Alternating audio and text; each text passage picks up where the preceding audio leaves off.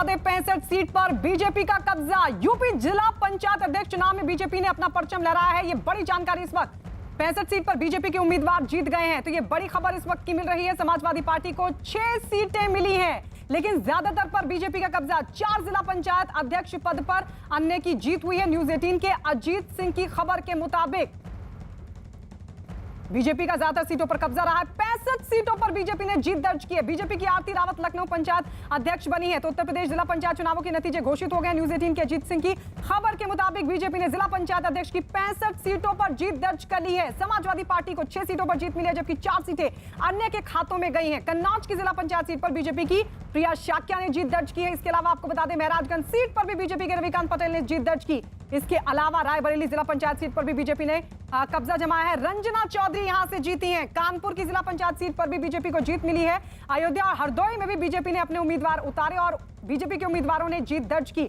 जबकि Azamgarh seat Samajwadi party के खाते में गई है, क्योंकि वहां पर समाजवादी पार्टी का दबदबा रहा है। यूपी जिला पंचायत की 53 सीटों पर वोटिंग हुई थी, जबकि 22 सीटों पर निर्विरोध चुने गए हैं। अजीत सिंह हमारे सहयोगी फोन लाइन पर जुड़ गए हैं। 65 सीटों पर बीजेपी का कब्जा, जीत के मायने क्या बीजेपी के लिए? अजीत देखिए बिल्कुल गायत्री, 65 सीटों पर जीत के मायने बीजेपी के लिए बहुत बड़ा है। 2022 का विधानसभा चुनाव आना और बीजेपी यही मैसेज देना चाहती थी कि उसका जनाधार अब उत्तर प्रदेश में कम नहीं हुआ, क्योंकि संघ से लेकर संगठन तक ने यह साफ कर दिया था कि 2022 का विधानसभा चुनाव योगी आदित्यनाथ के नाम और उनके काम पर लड़ा जाएगा। और इसीलिए बीजेपी ने 60+ सीटें जीतने का लक्ष्य रखा था।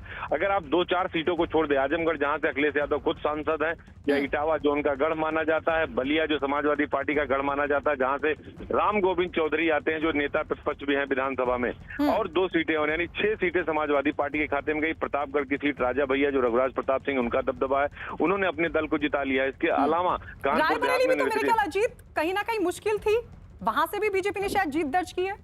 देखिए बिल्कुल, रायबरेली की सीट भी बीजेपी जीती, क्योंकि वो कांग्रेस का गढ़ माना जाता रहा। जिस तरह आजमगढ़, बलिया और इटावा सपा का गढ़ माना जाता है, उसी तरह रायबरेली कांग्रेस का गढ़ माना जाता रहा। लेकिन वहां भी भारतीय जनता पार्टी की जीत हुई है, जो अपने आप में ऐतिहासिक जीत हुई है। लखनऊ में भारतीय जनता पार्टी की जीत हुई, वहां पहले सपा का कैंडिडेट था।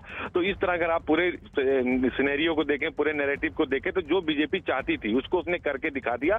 और योगी आदित्यनाथ ने पहले भी ये कहा था न्यूज 18 से जब वो बात कर रहे थे कि हमारे कार्यकर्ता ग्राम प्रधानी के सदस्य से लेकर और मेयर तक का चुनाव लड़ेंगे। और ये बात अमित शाह भी कह चुके हैं जब वो देश के राष्ट्रीय अध्यक्ष थे अपनी पार्टी के, भारतीय जनता पार्टी के। तो ये जो रिजल्ट आया, हालांकि अभी चुनाव आयोग की तरफ से आधिकारिक घोषणा नहीं की गई, लेकिन जो अभी खबरें आ रही हैं, जो हमारे पास सब खबरें आई हैं अब तक, उसमें 75 में से 65 सीटों पर बीजेपी काबिज है, 6 सीटों पर समाजवादी पार्टी और 4 पे अन्य, यानी 75 सीटों का परिणाम लगभग आ चुका। और ये बीजेपी के लिए एक अच्छा, एक तरह से कहा जाए कि उनके लिए एक अच्छा परिणाम है, क्योंकि थोड़ी देर में अभी जो बीजेपी के प्रदेश अध्यक्ष है स्वतंत्र देव सिंह, इसको लेकर मीडिया से बात करेंगे। मुख्यमंत्री की तरफ से भी इसके बयान, इस संदर्भ में उनका भी बयान आएगा, क्योंकि ये बीजेपी इस मकसद में गायत्री कम से कम कामयाब हुई है कि 2022 को लेकर जिस तरह अखिलेश यादव इस बात का दावा कर रहे थे कि उनके जिला पंचायत सदस्य सबसे ज्यादा जीते हैं, तो हम सबसे ज्यादा सीटें जीतेंगे, लगातार सत्ता के दुरुपयोग का आरोप लगा रहे थे। लेकिन जिस तरह से परिणाम आया, उसने एक बार फिर ये साबित कर दिया कि कहीं न कहीं योगी आदित्यनाथ ने, जो बीजेपी का संगठन है, जो राष्ट्रीय नेतृत्व है,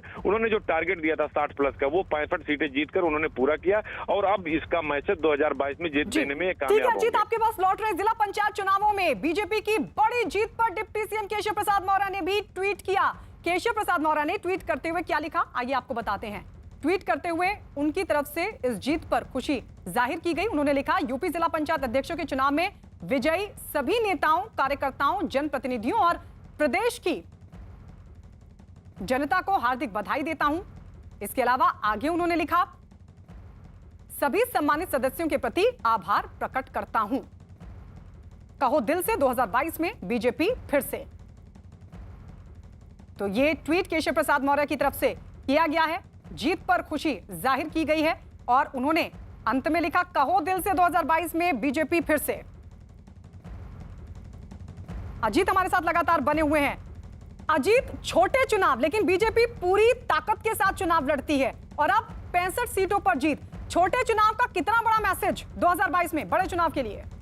देखिए, बिल्कुल एक अपडेट है गायत्री, आपको इस वक्त बता दूं, जो न्यूज 18 देख रहे हैं, न्यूज 18 इंडिया जो दर्शक देख रहे हैं कि 65 का जो आंकड़ा था वो बढ़कर 67 हो गया है। 2 सीट अपना दल ने जीता है। तो ये जो उनके सहयोगी दल हैं वो अगर मिला ले तो 67 सीटों पर भारतीय जनता पार्टी काबिज हो गई है। तो 75 में अगर आप 67 सीटें जीतते हैं तो एक बड़ा मायने। और छोटे छोटे दल, आप चाहे देखिए निषाद पार्टी की बात करिए, अनुप्रिया पटेल की बात करिए, जब शुरू में चुनाव हुआ था तो ओम प्रकाश राजभर इनके साथ थे। तो छोटे दलों को साथ लेकर बीजेपी का जो टारगेट होता है कि छोटे छोटे वोट बैंक को अपने साथ रखें, और यही 2014 में उन्होंने किया था, 2017 में किया था और 2019 में किया था, जिसका परिणाम सबके सामने बीजेपी हैट्रिक लगा चुकी है। यही बात उत्तर प्रदेश के सीएम, उत्तर प्रदेश के संगठन के लोग, जो राष्ट्रीय अध्यक्ष है जेपी नड्डा, लगातार कहते रहे कि हम अपने वोट बैंक को साधते हैं और गरीबों के घर तक जाते हैं, हर जगह पहुंचेंगे। उनका एक बड़ा टारगेट है। और कहीं ना कहीं जिला पंचायत अध्यक्षों के चुनाव में 67 सीटों पर चुनाव जीतकर अपने सहयोगी दलों के साथ जौनपुर की सीट, जहां पर बाहुबली धनंजय सिंह की पत्नी जीती हैं, वो अपना दल के खाते में सीट गई थी। हालांकि चुनाव वो जरूर निर्दलीय तौर पर लड़ी थी, लेकिन अपना दल ने उनको समर्थन कर दिया। तो एक तरीके से कहा जाएगा कि वो अपना दल की प्रत्याशी है। तो 67 सीटों पर भारतीय जनता पार्टी और उनके सहयोगी दलों ने जीत दर्ज की 75 में से। तो इसके बड़े मायने होंगे, और इसके मायने आपको 2022 के विधानसभा चुनाव में देखने को मिलेंगे, जब बीजेपी के सारे बड़े स्टार प्रचारक मंचों पर होंगे, रैलियों में होंगे, तो इस बात का जिक्र वो करेंगे कि हमने किस तरह ये चुनाव जीता है। गायत्री, शुक्रिया अजीत, ये तमाम जानकारी हमें देने के लिए। तो अजीत बता रहे हैं कि बीजेपी ने जिला पंचायत अध्यक्ष की 65 सीटों पर जीत दर्ज की और 2 अपना दल, जो कि बीजेपी की सहयोगी दल है, 2 सीटें अपना दल के खाते में गई हैं। छोटे चुनाव भले ही रहे, लेकिन पूरी ताकत के साथ बीजेपी ने लड़े, और साथ ही इसको लेकर अब 2022 की तैयारी भी बीजेपी की तरफ से।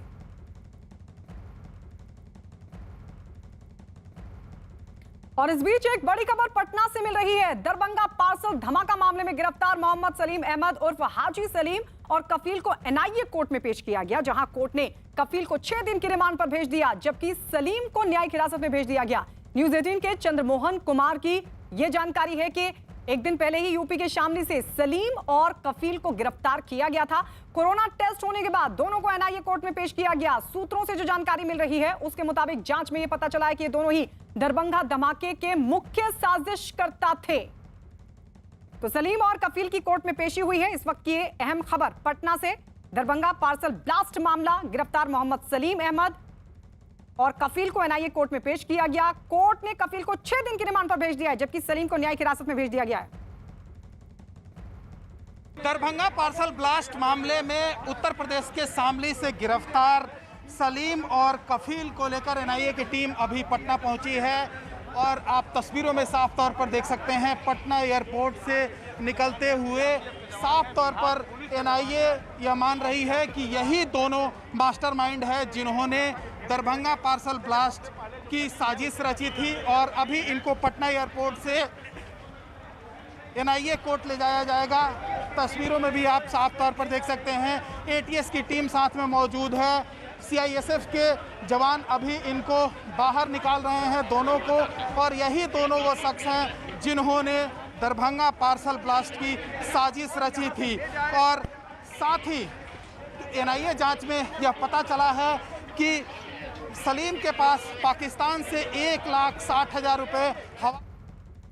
और इस वक्त हमारे साथ हमारे सहयोगी चंद्रमोहन लाइव जुड़ गए हैं। चंद्रमोहन, क्या जानकारी मिल पा रही है? आज दोनों को कोर्ट में पेश किया गया। बिल्कुल, देखिए बिल्कुल सीधी तस्वीर आपको दिखा रहे हैं। सलीम और कफील दोनों को अभी एटीएस की टीम और एनआईए की टीम लेकर वापस जा रही है। अभी इनको यहां से बेउर जेल ले जाया जाएगा, जहां पर कागजी कार्रवाई और प्रक्रिया शुरू होगी। और उसके बाद फिर कफील को एनआईए अपने गिरफ्त में ले लेगी, अपने साथ लेकर पूछताछ करेगी, क्योंकि कफील को 6 दिन के का रिमांड मिला है। तो वहीं जो सलीम है उनकी तबीयत खराब है और इस वजह से उनका रिमांड नहीं मिल पाया है। अब जब रिमांड आगे, जब उनकी तबीयत ठीक हो जाएगी, फिर उसके बाद आगे की कार्रवाई होगी और फिर एनआईए की टीम यहां पर पहुंचेगी एनआईए कोर्ट में, जिसके बाद उनको भी रिमांड पर लिया जाएगा। तो अब कुल 3 लोगों को रिमांड मिल चुका है दरभंगा ब्लास्ट मामले में। और ये तस्वीर आप साफ तौर पर देख सकती हैं।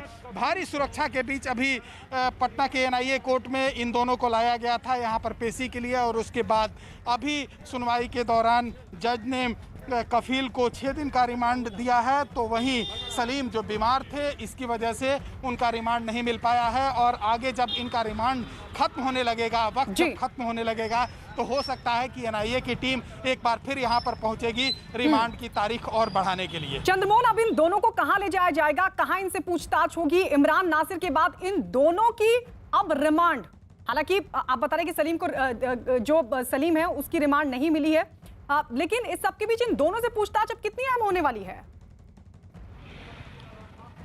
इमरान और नासिर जो हैं, जो जिनको कल यहाँ पर लाया गया था एनआईए कोर्ट में पेशी के लिए, उनको आज एनआईए ने रिमांड पर ले लिया है और सुबह से उनसे पूछताछ शुरू हो गई है। तो वहीं सलीम जो है, उनकी तबीयत खराब है जिसकी वजह से उनका रिमांड नहीं मिल पाया है, और कफील जो है वो अभी कागजी प्रक्रिया के लिए उनको बेउर जेल जो यहाँ का केंद्रीय कारा है वहाँ पर ले जाया जाएगा, और कागजी कार्रवाई पूरी होने के बाद फिर उनको भी एनआईए रिमांड पर लेगी। लेकिन सलीम जो मास्टरमाइंड माने जाते हैं, वो अभी जो है कहीं ना कहीं उनकी तबीयत खराब होने की वजह से उनसे पूछताछ नहीं हो पाई है। तो एनआईए अब वक्त का इंतजार कर रही है, जब उसका तबीयत ठीक हो जाएगा उसके बाद फिर एनआईए यहाँ पर पहुँचेगी और उनके रिमांड के लिए प्रे करेगी। तो अभी सलीम की तबीयत खराब होने की वजह से उनको रिमांड पर नहीं लिया जा चुका। तो सलीम को कहां ले जाया जाएगा? चंद्रमोहन, आप बता रहे हैं कि सलीम की तबीयत खराब है और मास्टरमाइंड सलीम ही है, ऐसे में सलीम को कहां ले जाया जाएगा?